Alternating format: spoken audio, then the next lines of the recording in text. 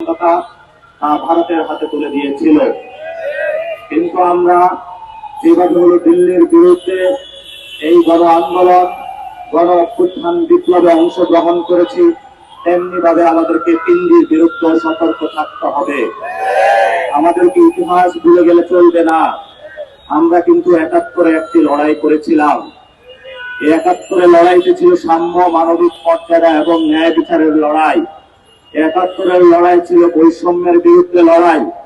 আমরা যদি ৭১-এর লড়াইকে ভুলে গিয়ে ২৪-এ পথ চলি, তাহলে আমাদের বাংলাদেশ ইতিহাস থেকে ভিন্ন খাতে প্রবাহিত করার অনেকে প্রচেষ্টা চালাবে।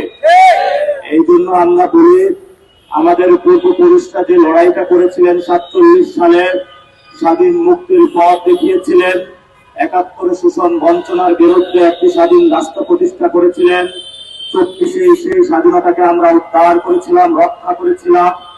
এই স্বাধীনতাকে গণতান্ত্রিক পন্থায় নিয়ে বাংলাদেশকে একটি স্বাধীন পররাষ্ট্রনীতির ক্ষেত্রে আমরা নিয়ে যেতে চাই। এটা জাতীয় নাগরিক পার্টির রাজনীতি এবং এই স্পষ্ট বক্তব্য আমরা ১৮ কোটি মানুষের কাছে রাখতে চাই। অনেকে কথা উঠিয়েছেন যে জুলাই যোদ্ধাদের নিরাপত্তা চাই, নির্বাচন প্রার্থীদের নিরাপত্তা চাই। আমরা এইসব বিভাজনের রাজনীতি চাই না। আমরা বলবো যে বাংলাদেশে ১৮ কোটি মানুষের আমরা নিরাপত্তা নিশ্চিত করতে চাই।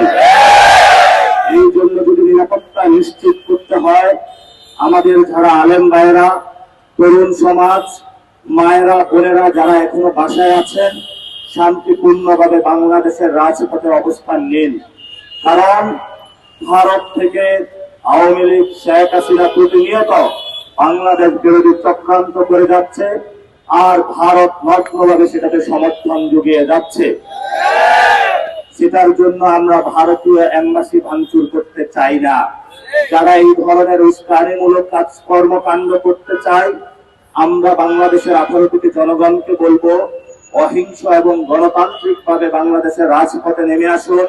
যারা এখানে সাবোটেজ করতে চায়, সাংবাদিকদের উপরে হামলা করতে চায়, যারা বিভিন্ন এম্বাসিতে অ্যাটাক করতে চায়, তাদেরকে আপনারা নিউট্রাল করে আপনাদের ভাই বোন হিসাবে, সহযোদ্ধা হিসাবে রাজপথে নিয়ে আসুন। আমাদের যেমন আবেগ রয়েছে, অনুভূতি রয়েছে, তেমনি ভাবে আমাদের মনে রাখতে হবে আমরা মানুষ, আমাদের লজিক দিয়ে কাজ করতে হবে। আমাদেরকে যেমন আবেগ দিয়ে কাজ করতে হবে, তেমনি ভাবে এটা ভুলে গেলে চলবে না। যদি কোনো এম্বাসিতে অ্যাটাক হয়, যদি কোনো এই ধরনের সাপোর্টেজ অ্যাক্টিভিটিজ এখানে চলে, তাহলে বহির শক্তি এখানে ইন্টারভেন করার সুযোগ পাবে। আমরা এই ধরনের কোনো সুযোগ দিতে চাই না।